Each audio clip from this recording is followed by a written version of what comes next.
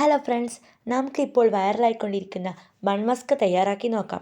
അതിനായി ഒരു പാക്കറ്റ് ബണ്ണും ഒരു പാക്കറ്റ് മിൽക്ക് മെയ്ഡും ഒരു ടിന്ന് ബട്ടറും വാങ്ങിയിട്ടുണ്ട്.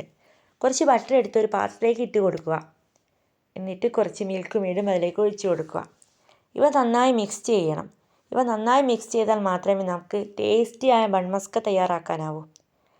എന്നിട്ട് ഒരു ബണ്ണ് മുറിച്ച് അതിൻ്റെ രണ്ട് സൈഡിലും നന്നായി തേച്ച് പിടിപ്പിക്കണം.